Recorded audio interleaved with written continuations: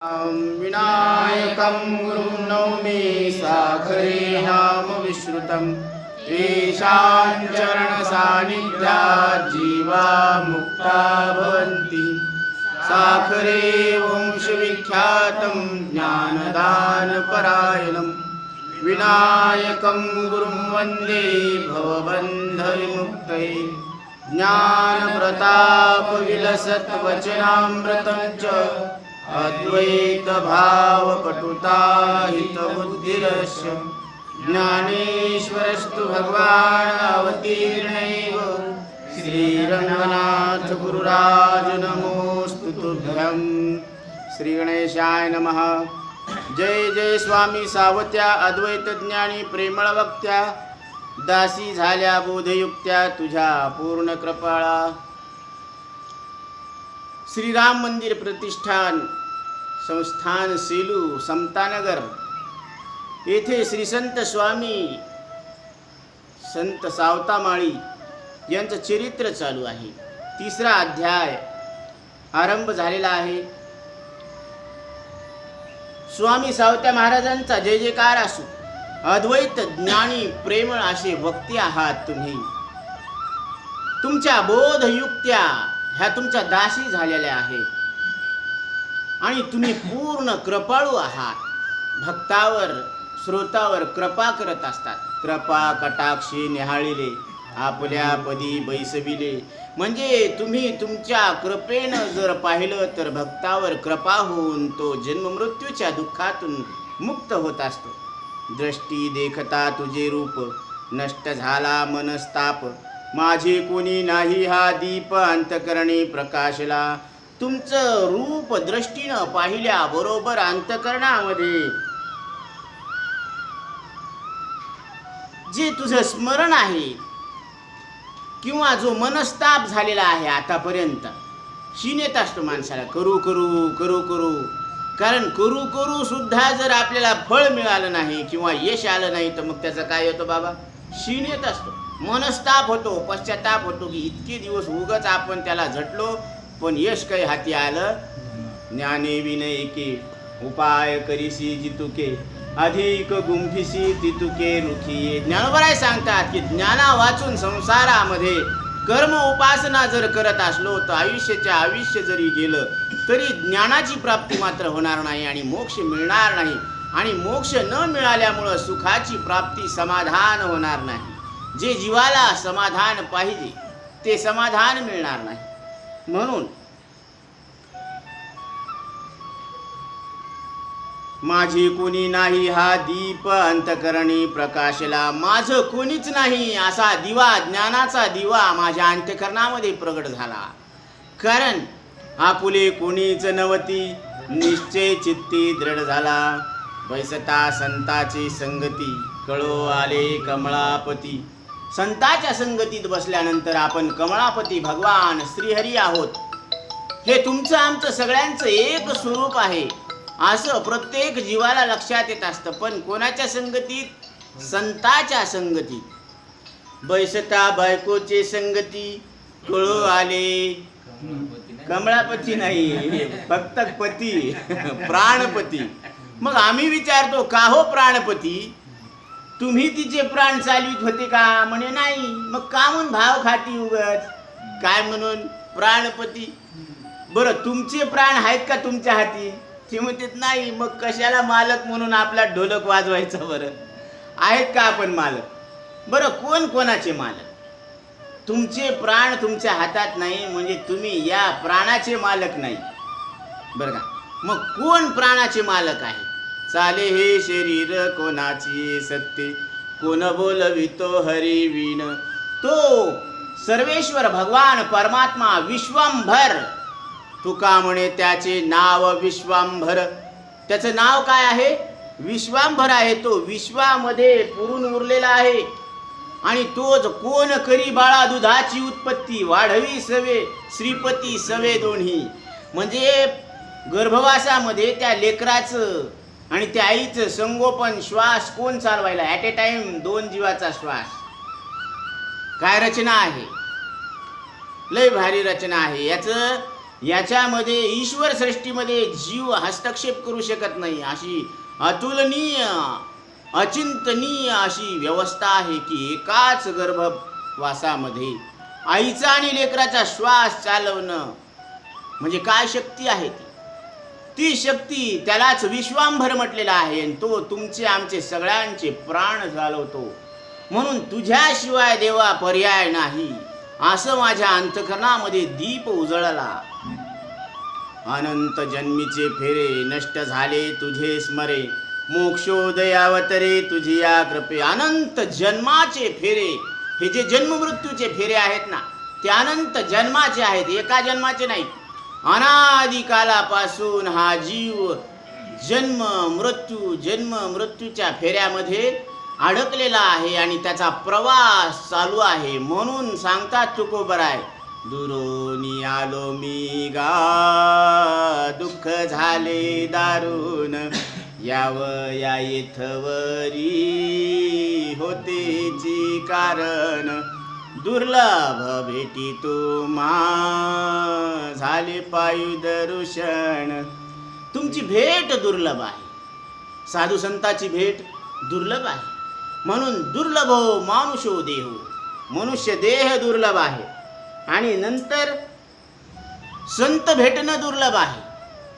त्रयो दुर्लभम, 3 दुर्लभ गोष्टी आहेत. संत भेट होणं, मानव देह मिळणं आणि सद्गुरूची कृपा. कारण सद्गुरू भेट होणं, ज्या दिवशी आपल्याला सद्गुरू भेटले त्या दिवशी आपलं धन्य झालो, तो काळ धन्य झाला. धन्य काळ संत भेटी पायी मिठी, पडली तव संदेहाच्या सुटल्या गाठी, देता झालो पोटी शीतळ. म्हणजे अंतःकरणातले संशय मल विक्षेप आवरण हे दोष निवृत्त झाले आणि मी कसा झालो, शांत झालो. कारण सद्गुरू आपल्याला ज्ञानामृताच्या वर्षावनं त्रिविध तापलेला जो तवा असतो ना तो शांत करतात. म्हणून मदालसा माता सांगते बाळाला, उठी वा जाई वेगी पुत्रा तीर्थे रे तो हिंड, तेथे तुझला साधू संत भेटती उदंड, तया माझी आत्मज्ञानी जो न बोले वितंड, तो तुझ बुजवील प्रचंड. कारण तुझा तवा अंतकरण रूपी तवा त्रिविध तापानं तापलेला आहे. त्रिविध तापे तापलो रामराया, परम दीन दयाळा निरसी मोह माया. माझ्या ठिकाणी असलेला मोह, ही माया, हे अज्ञान हे निवृत्त करा. कारण तुम्ही समर्थ आहात. यज्ञयाग जपतप हे झाले फलद्रुप, चंद्र सूर्यादीप्ती अतर्क्य रूप तेत्वा दाविले. तुमच्या कृपेनं मोक्षाचा उदय होत असतो अंतःकरणामध्ये. कारण सद्गुरू असा सूर्य आहे की तो उगवल्यानंतर अंतःकरणातलं अज्ञान कारणासहित दुःखाची निवृत्ती होत असते आणि परमानंदाची प्राप्ती होत असते. म्हणून मावळवीत विश्वाभासू, नवल उदयला चंडांशू, अद्वय अब्जिनी विकासू वंदू आता. कारण मी अद्वैत परमात्मा आहे या बोधाचा आपल्या अंतःकरणामध्ये प्रागटीकरण होत असतं ते सद्गुरू रूपी सूर्य उगवल्यानंतर. यज्ञ याग जप तप हे सगळं फलद्रूप झालेलं आहे. कारण कलियुगामध्ये कोणतं साधन फलद्रूप होत नसतं. कलियुगामध्ये उचित विधी विधान न घडे. कलियुगामध्ये कोणतंच विधी विधान जप तप हे पूर्णत्वाला जात नाही, कर्म पूर्णत्वाला जात नाही. काहीतरी सुख घडत असते आपल्या हातून. म्हणून कलियुगी उद्धार हरीच्या नामे, सकळांशी येथे आहे अधिकार. कलियुगी उद्धार हरीच्या नामे. कलियुगामध्ये एक लक्षण चांगलं आहे की इथं फक्त नामानं मोक्ष मिळत असतो. मुखी नाम हाती मोक्ष, ऐशी साक्ष बहुतांची. मुखामध्ये नाम असलं तर मोक्ष व्हायला काहीच उशीर लागत नाही. म्हणून चंद्र सूर्या दीप्ती अतर्क्य रूप तेत्वा दाविले. जे तर्करहित आहेत, जे सूर्य चंद्रांना सुद्धा प्रकाशन करणारं आहे असं स्वरूप आत्मस्वरूप तुम्ही मला आत्मरूपानं दाखवलेलं आहे. म्हणून न तद्भासयते सूर्यो न शशांको न पावका, यद्गत्वार निवर्तन्ते तद्धाम परमं मम. जे सूर्य चंद्र दिवा यानं प्रकाशित होत नाही असं तुमचं आमचं सगळ्यांचं आत्मा हे स्वरूप आहे, असं भगवान गीतेमध्ये अर्जुनाला सांगतात. मागील अध्यायी कथन सावत्यास देवी बोधून. मागच्या अध्यायामध्ये सावता महाराजांना भगवान विठ्ठलानं आत्मज्ञानाचा बोध केलेला आहे. गुरु संप्रदाय पूर्ण सांगितला असे, आणि पूर्ण संप्रदाय गुरु परंपरा सांगितलेली आहे. सावता होय थोर, अंगी बाणले ब्रह्मचर्य, नियम विधी पूजा संभार, अटळ पाही चालले. सावता थोर आहेत, महान आहेत. त्यांनी अंगी ब्रह्मचर्य व्रताचं पालन केलेलं आहे, धारण केलेलं आहे. नियम विधी पूजा संभार, नियमानं विधीपूर्वक पूजा अर्चना चालू आहे. अटळ पाही चालले, याच्यामध्ये काहीच इकडं तिकडं व्यवस्थित अस्ताव्यस्त होण्यासारखं काहीच नाही. नियमबद्ध कार्यक्रम चालू आहे सावता महाराजांचा. पूर्ण बोध अंतकरणी, सकळ कर्मे करी जनी, सुख दुःखातीत वागणी, कोणातीही कळेना. पूर्ण बोध अंतकरणामध्ये प्रगट झालेला होता. जसं सूर्य उगवल्यानंतर आपल्याला कोणत्या दिशेमध्ये भीती वाटत असते, कोणत्याच दिशेला भीती वाटत नाही, तसं सद्गुरूनं आपल्याला बोध केल्यानंतर हरीचिया दासा हरिदाही दिशा, भावे जैसा तैसा हरिक. त्या हरिभक्ताला दाही दिशांनी हरी दिसत असतो. ज्ञान देवा ध्यानी रामकृष्ण ठसा, येणे दश दिशा आत्मा राम, येणे दश दिशा आत्मा राम. ज्ञान देवा ध्यानी कोणता ठसा? राम कृष्ण ठसा. आणि ह्याच्यामुळं काय परिवर्तन झालं? येणे दश दिशा आत्माराम, दाही दिशांनी आत्माराम प्रगट झालेला आहे. म्हणून बरवा संत समागमू, प्रगटला आत्मारामू. हरी पाहिला रे, हरी पाहिला रे, आजी सुनियाचा दिनू वरुषे, अमृताचा घनू आजी सोनियाचा दिनू. बरवा संत समागमू. का? कारण प्रगटला आत्मारामू, मी आत्माराम आहे असं ज्ञान आपल्या अंतकरणामध्ये प्रगट होत असतं. त्यावेळेस आपण 3.5 हाताचा देह वाटतो का? नाही वाटत. ही संपूर्ण प्रकृती बाधित होते, आणि त्या बाधित अंतकरणामध्ये मी न मरणारा परमात्मा प्रत्यक्ष ब्रह्मरूप आहे, आत्माराम आहे असं ज्ञान प्रगट होत असतं. म्हणून असा बोध सावता महाराजांच्या अंतकरणामध्ये ठसला होता.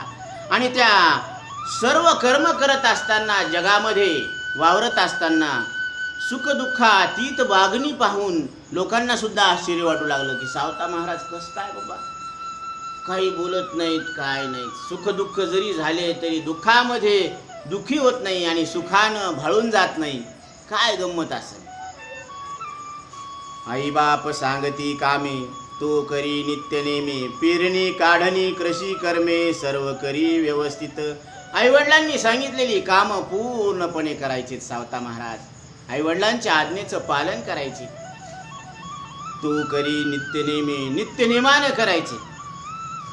पेरणी काढणी कृषी कर्मे, शेतामध्ये जाऊन पेरणी करायची आणि भरघोस पीक आल्यानंतर ते धान्य सुद्धा काढायचं काम सावता महाराज करायचे.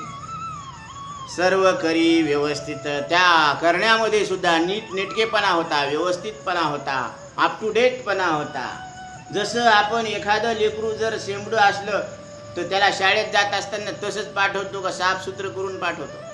साफसूत्र करून खिच्यामध्ये रुमाल ठेवतो की जर शेंबडा आला की पुसायचा, असं सांगतो ना. तसं सावता महाराज सुद्धा शेतामधली कामं व्यवस्थित करायची. नांगरणी, खुरपणी, बरं का, ते पीक आल्यानंतर त्याचं काढणं करायचं, सगळे कामं करायचे. रात्रंदिवस करी कष्टास, अंगी नसे आळस, शरीर झाले पिळदार गोंडस, मदनायसा सुंदर. क्या बात है. सावता महाराजांचं शरीर असं पिळदार गोंडस, मदन सुद्धा त्यांच्या समोर लाजायचा. इतकं सुंदर मनोहर रूप, सावळे सुंदर रूप मनोहर, इतकं चांगलं रूप, टवटवी होती त्या शरीरावर, तेज होतं. असं रात्रंदिवस करी कष्टास, रात्रंदिवस शेतामध्ये कष्ट करायचे, काम करायचे सावता महाराज. अंगी नसे आळस, आळस बिलकुल नसायचा त्यांच्या अंगामध्ये. अंग कर्पूर सम गौरवर्ण, अंग कापरासारखं शुभ्रवर्ण गौरवर्ण होता. मस्तकही शोभे तिलक भूषण, आणि कपाळावर तिलक शोभून दिसायचं. शुभ्र वस्त्र परिधान नेहमी करीत असे, नेहमी पांढरे कपडे परिधान करायचे. पांढरं धोतर, पांढरं नेहरू शर्ट आणि डोक्यावर पटका. अशी आपलं सावता महाराजांची साधी राहणी होती. परंतु बोध मात्र आत्मज्ञानाचा होता अंतःकरणामध्ये. मस्तकी शोभे तिलकभूषण, आणि कपाळावर गंध सजवायचा, उठून दिसायचा. कसा दिसायचा की ते सांगतात ना की खेळ मांडियेला वाळवंटी बाई, नाचती वैष्णव भाई रे. गोपी चंदनाची उटी तुळशीच्या माळा, हार मिरविती गळा रे. असं गोपी चंदनाची उटी तुळशीच्या माळा, हार मिरवत गळा रे म्हणून, आणि एकमेका लागती पायी रे. अशी रीत वारकरी संप्रदायामध्ये जगाच्या पाठीवर कुठेही पाहायला मिळत नाही की लोका पंढरीच्या नाही अभिमान, पाया पडे जन एकमेका. ही वारकरी संप्रदायाची रीत आहे, आणि ही रीत साखरे संप्रदायापासून चालत आलेली आहे. हा साखरी संप्रदाय फार मोठा आहे. म्हणून नाना महाराज साखरे, विनायक महाराज साखरे, तिथून ही परंपरा, म्हणजे रंगनाथ महाराज परभणीकर, आणि ही ज्ञानगंगा तिथून परतूरला वळाली. गुरुवर्य बापूराव महाराज परतूरकर. परतूरला फार मोठा सप्ताह व्हायचा. तिथं केशव महाराज, हिळतकर महाराज बरं का, असे फार मोठमोठे संत यायचे. तर महाराज 7-7 दिवस तिथं राहायचे. रंगनाथ महाराज परभणीकर. मोठा सप्ताह व्हायचा. ही ज्ञानगंगा तिथून पसरलेली आहे, आणि ही आपल्या सांगण्याला ऐकण्याला जी परंपरा आहे ती फार मोठी गुरु परंपरा आहे, आणि या परंपरेतून हे ज्ञान पुढं आलेलं आहे. म्हणून आपण मंगलाचरणामध्ये सांगतो की ज्ञानदान परायणम. हे ज्ञान दान करण्यामध्ये तत्पर आहेत, प्रवर्त आहेत हे. म्हणून ही जी परंपरा आहे ती पवित्र आहे. म्हणून वारकरी संप्रदायामध्ये आपण एकमेकाच्या पाया पडत असतो. इथं जगामध्ये कुठं दिसतं का असं? कुणी भेटायचं असलं तर हात मिळवतेत, नाही तर असा मुका घेतेत. पाहता ना तुम्ही, अशी पद्धत आहे. परंतु जगाच्या पाठीवर वारकरी संप्रदायामध्ये अशी रीत आहे की पाया पडे जन एकमेका. पंढरीच्या लोका नाही अभिमान, म्हणून वर्ण अभिमान विसरला याती, एक एका लागती पायी रे. म्हणून एक एकाला काय करते, लोटांगण घालतेत, पाया पडतेत. याचा अर्थ काय? तिथं अभिमान नाही. आणि जिथं अभिमान नाही तिथं काय आहे? अहंकार गेला तुका म्हणे देव झाला. अहंकार गेला की तोच काय झाला? देव झाला. झाला का? आहेच आहे असं लक्षात येत असतं. म्हणून इथं महाराज सांगतात, अंग कर्पूर सम गौरवर्ण, मस्तकी शोभे तिलक भूषण, शुभ्र वस्त्र परिधान नेहमी करीत असे, नांगरणी खुरपणी करी शेती. नांगरणं खुरपा घेऊन सुद्धा महाराज काम करायचे शेतामध्ये. परी न चुके देवभक्ती, रात्रंदिवस अनुधान चित्ती, देवे भक्त तुटी नशेची. परंतु अंतःकरणामध्ये देवभक्ती चालूच होती, ती कधीच तुटत नव्हती, सुटत नव्हती. रात्रंदिन अनुसंधान चित्ती, म्हणजे रात्रंदिवस देवाचं नामस्मरण चालू होतं.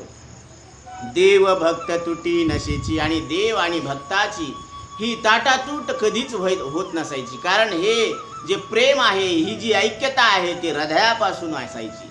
म्हणून ज्ञानोबराय सांगतात, ये हृदयीचे ते हृदयी घातले, द्वैतत्न मोडिता केले आपणायशी. ज्ञानोबरायांनी, भगवान श्रीकृष्ण परमात्म्यांनी काय केलं? अर्जुनाला 700 श्लोकामध्ये जी गीता सांगितली तर ती या हृदयातलं त्या हृदयात ज्ञान प्रगट झालं आणि दोनपणा न तुटता अभेद भक्ती सांगितली. तू आणि मी एक आहे अशी भक्ती सांगितलेली आहे.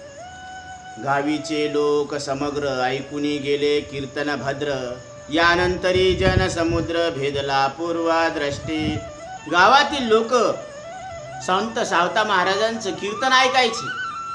कीर्तन सुद्धा कल्याणकारी असायचं ते, की ऐकणाऱ्याला एकाच कीर्तनामध्ये आत्मज्ञान प्राप्त व्हायचं असं सावता महाराज सांगायचे. ऐकून गेले कीर्तन भद्र, यानंतरी जनसमुद्र भेदला पूर्वा दृष्टी. नंतर मात्र जनामध्ये काय व्हायचं, वाद निर्माण व्हायचे. ओंकार स्वामी कीर्तना येती, परी सदा द्वेष चित्ती, वरी वरी करी स्तुती अंतकरण वेगळे. ओंकार स्वामी सुद्धा कीर्तन ऐकायला यायचे, परंतु ते सावता महाराजांची वरून वरून स्तुती करायची आणि अंतकरणातून द्वेष करायचे, त्यांचा मत्सर करायचे की हे सावता महाराज उगच आले इकडं, हे आल्यामुळं आपला धंदा बसला. असं ते काय करायचे, मनामध्ये द्वेष करायचे सावता महाराजांचा. कामाजी माळी स्वामीचा शिष्य, सावत्याशी असे वैमनस्य, चहाडी चोरी असत्य भाष्य, सदा काळ करीतशी.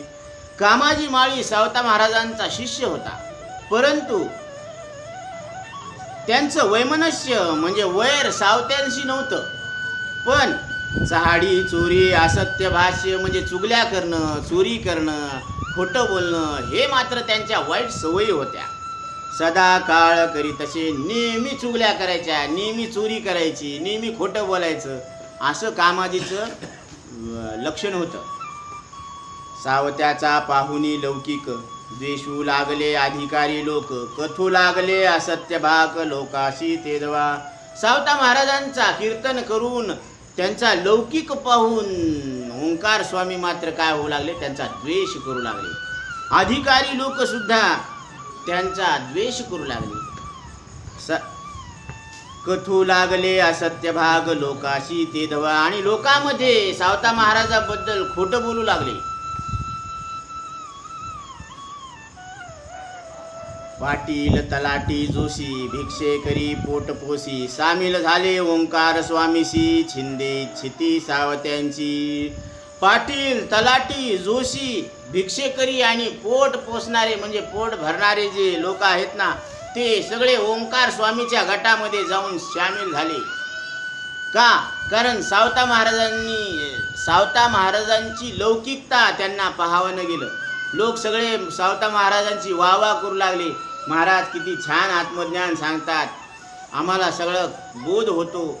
असं ऐकल्याबरोबर ओंकार स्वामीच्या गटातल्या लोकांची काय व्हायची, आग मस्तकाला जायची.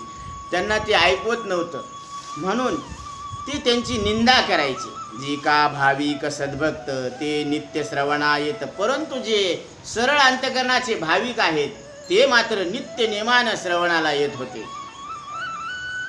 त्याशीही विघ्ने आणि नाना परीची ते धवा, पण येणाऱ्याला सुद्धा ते काय करायचे, अडथळे निर्माण करायचे. असे अनगिनत अडथळे ते निर्माण करत होते. परीन गणोनी अडचणीस, सावता चालवी नित्य नेमास, श्रोते पावोनी समाधानास, आनंदी वर्तती संसारी. परंतु सावता महाराज या अडचणीला जुमानत नव्हते, त्यांच्याकडे ते लक्ष देत नव्हते आणि आपलं नित्य नेमानं कीर्तन करत होते. दिवसभर शेतामध्ये काम करायचं आणि रात्री कीर्तन करायचं. अशा पद्धतीने श्रोत्यांना समाधान व्हायचं ते कीर्तन ऐकून. म्हणून कीर्तनाचं लक्षण सांगतात तुकोबराय, कीर्तन चांग होय अंग हरी रूप. ते कीर्तन ऐकल्यानंतर ऐकणाऱ्याला मी हरी आहे असं वाटायला पाहिजे, आणि असं वाटलं तर ते कीर्तन झालं असं समजावं. हे कीर्तनाचं लक्षण आहे. कीर्तन चांग होय अंग हरिरूप. ऐकणाऱ्याला असं वाटायला पाहिजे मी नावाचा, जातीचा, कुळाचा नाही, तर मी कोण आहे, मी हरी आहे. याती कुळ माझे गेले हरपुनी, श्रीरंगा वाचुनी आणू नेने काही. किती ओ शिकवाल मज वेळोवेळा, मी तया गोवळा रतली. आता हे मन हे रामरूप झालेलं आहे. राम रंगामध्ये रंगलेला आहे. आता याला संसाराचा रंग चढत नाहीये, म्हणून परत माघारी येत नाही. आता हे परत संसारामध्ये वळत नाही. एकदा नदी समुद्राला मिळाल्यावर ती परत माघारी येत नाही. ती नदी पूर्ण रूप झाली. तसं हा जीव शिवाला मिळाला म्हणजे तो पूर्ण रूप झालेला आहे.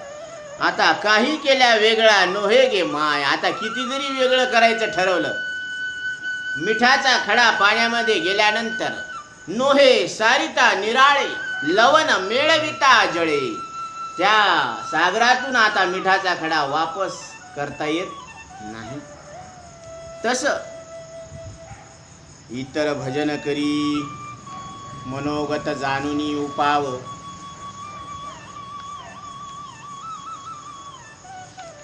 इतर भजन करी लोकांनी सावत्याशी नेले बोलावणी, आनंदे तेथे जाऊनी भजन पूर्ण ऐकी. इतर लोकांनी जर बोलावलं सावता महाराजांना बाहेरगावी, तर सावता महाराज बाहेरगावी कीर्तन करायला जात होते आणि आनंदानं भजन कीर्तन करून परत आपल्या गावी येत असतात. राजाई गजराबाई विनेकरी यांचे गायन ऐके निर्धारी, अर्थबोध नष्टोनी अंतरी विषय भावना उपजी. आता राजाई होती, गजराबाई होती, हे विणा घेऊन उभं टाकायचे, हे विनेकरी होते. पण यांचं गायन ऐकून अंतकरणामध्ये अर्थाचं बोध होत नव्हतं. ते काय गात होते हे काही कळत नव्हतं. असं त्यांचं गायन होत असतं. आणि त्यांचं गायन ऐकून अंतकरणामध्ये ज्ञान प्रगट व्हायच्याऐवजी विषय वासनाच व्हायची. असं ते गायन करायचे. पुढे केले जाणे बंद, तव त्याशी येऊनी क्रोध, निंदा द्वेष आगाध सर्व करू लागले. मग सावता महाराजांनी तिथं जाणं बंद केलं. का? कारण तिथं जाऊन गायन ऐकल्यावर विषय वासनाचं निर्माण व्हायची ना, मग कशाला जायचं तिथं. म्हणून ते बंद केल्यामुळं त्यांना राग आला की सावता महाराज आमच्या भजनात कमून येत नाही. आणि मग ते निंदा द्वेष करू लागले. या परीन गणोनी जनाते सदा चालवी नित्य नेमाने, रात्रंदीन कृषी कर्माते कदा काळी न विसंबे. परंतु सावता महाराज या लोकांची निंदा यांना न जुमानता ते रात्रंदिवस शेतामध्ये कष्ट करायचे आणि रात्रीला हरीचं कीर्तन करून सर्व लोकांना आत्मबोधाचा हा जो प्रसाद आहे तो वाटप करायचे.